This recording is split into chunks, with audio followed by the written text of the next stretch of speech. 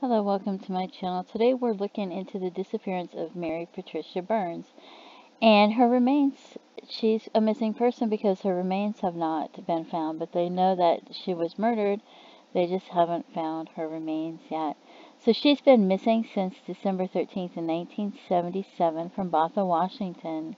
She was 30 years old, 5'2", 115 pounds, and she just happened to be in the wrong place at the wrong time. She had light brown hair, green eyes, she had pierced ears, wore glasses, but they were left behind. She was last seen working in a boutique in the 18800 block of Bothell Way Northwest in Bothell, Washington on the evening of December 13th, 1977. So this is just before Christmas. Because of a scheduling mix-up, there was no one working with her that day, and she was alone, it says. At 9 p.m., when Burns' sister-in-law came to help her close the store for the night, she was gone. The store's lights were out, the doors were unlocked, and 29 rounds of .22 caliber ammunition were scattered around the building's interior. Burns' car was found undisturbed in the parking lot. Her eyeglasses and one of her earrings were inside the store fitting room, and her purse was missing. She has never been heard from again. Authorities announced they were seeking a person for questioning. He was described as 6'3" to 6'4" tall, with dark brown hair, brown eyes, and an angular face. He had been witnessed talking to Burns at the store before she disappeared. Robert Elmore Taylor is the prime suspect in Burns' disappearance.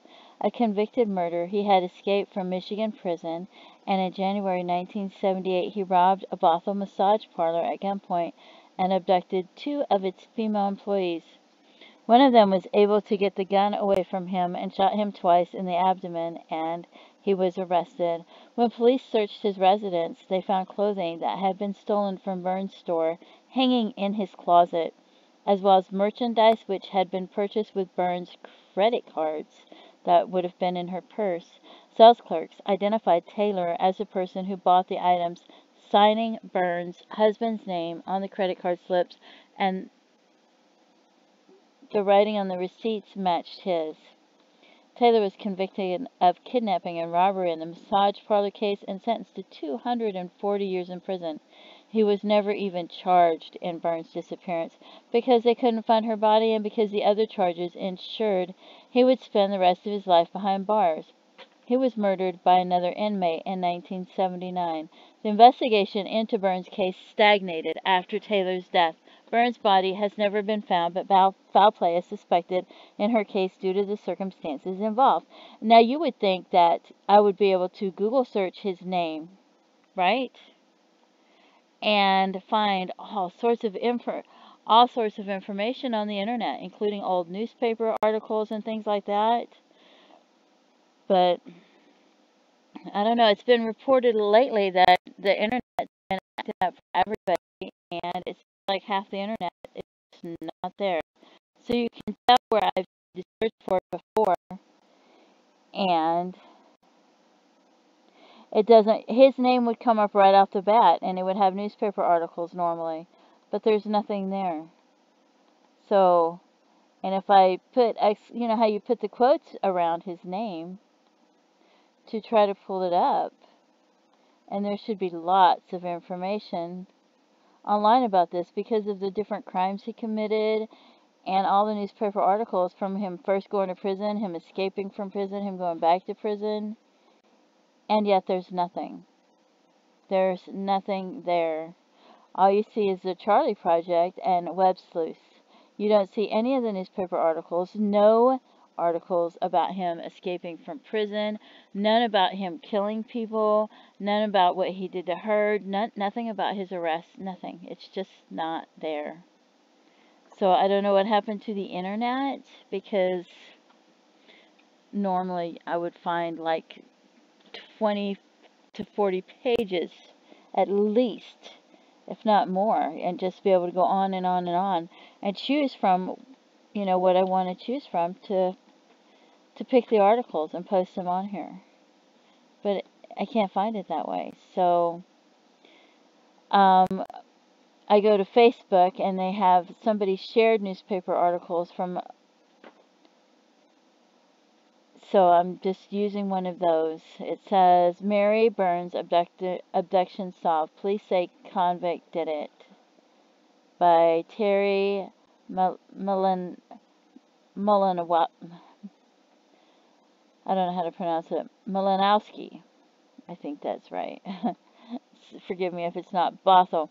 The answer to the disappearance of Mary Patricia Burns from the Jean Dreams apparel shop she was tending December 13th, 1977, may have died last month with a convict who was stabbed to death at Walla Walla Penitentiary.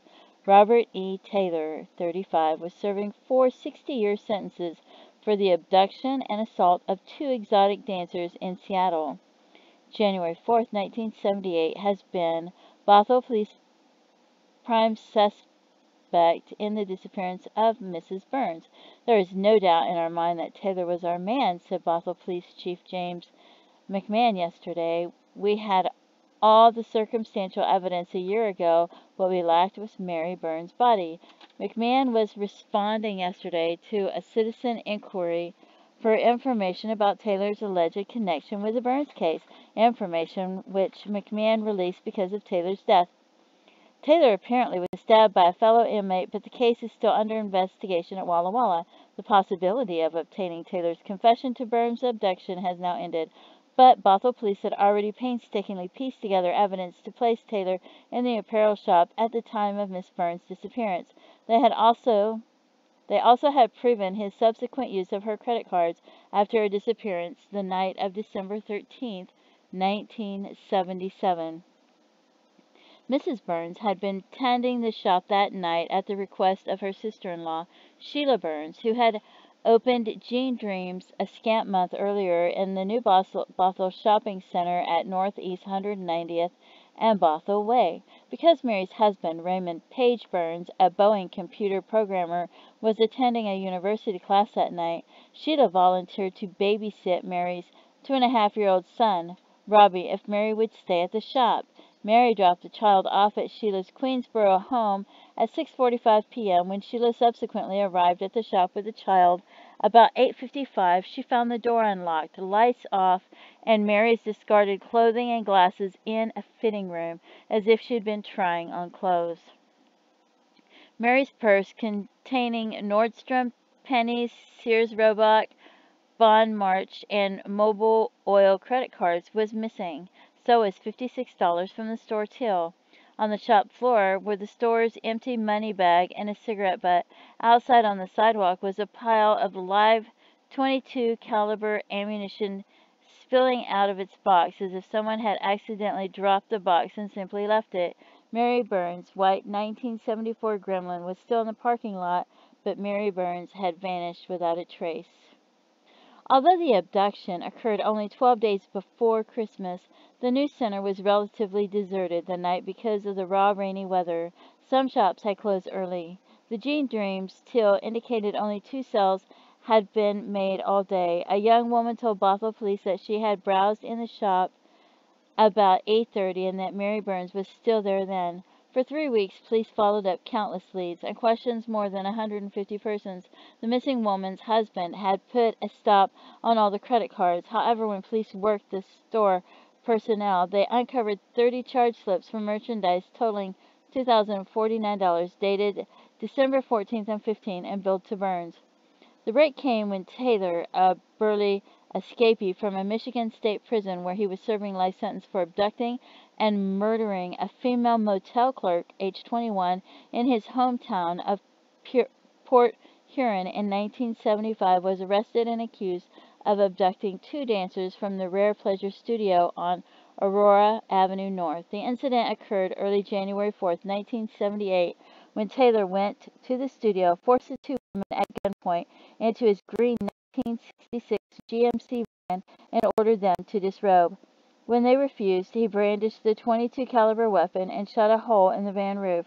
The women stripped but then turned on Taylor, wrestled the gun from him, and shot him in the abdomen and fled. Taylor managed to return to a Thrasher's Corner house north of Bothell, where he had been living with 5 other persons. That night, some of his housemates took him to Stevens Hospital, where he used the name Terry Young for admittance. King County Police investigated the hospital report of a gunshot wound. And it's continued on page A2. And I don't have that here, so anyway, so that tells you some of the story. And you could probably look for this online or under like newspapers.com if you have a subscription.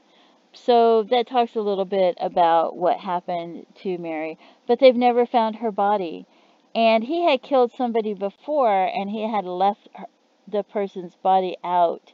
And because he left the body out where it could be found, then they were able to easily prosecute him. So they think that he probably did something with the body to keep that from ever happening again, because he wouldn't want to do that. And you can see that, you can see the area of where she went missing. So he could have, if he could have gotten a boat, he could have taken her body into the water.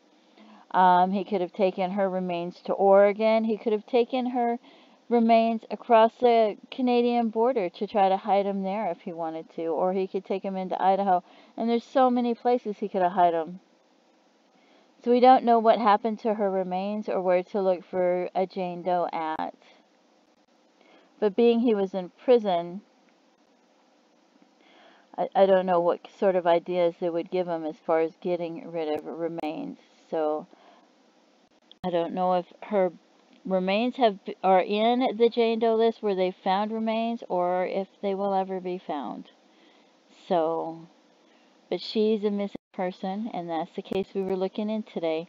So if you have any information, maybe you were in prison and you got out. Maybe you heard other inmates talking about what he did with her body. Maybe he mentioned it to you, or maybe you were one of the housemates, or you were related to a housemate, or you've heard it through the grapevine when somebody was drinking and talking. If you have information about where her remains might be and what might have happened to her, please contact authorities and let them know. Even if you feel it's hearsay, it's not like you're going to court. You're just giving them information that takes the weight off your shoulders and puts it on their shoulders, and they can decide if the information is important or if it will help them with the case. Okay, so anyway, don't forget to pray for her loved ones and her family. And it's just really horrible that this had to happen to her. So anyway, thank you so much for tuning in, and have a great day. Feel free to leave comments. Bye-bye.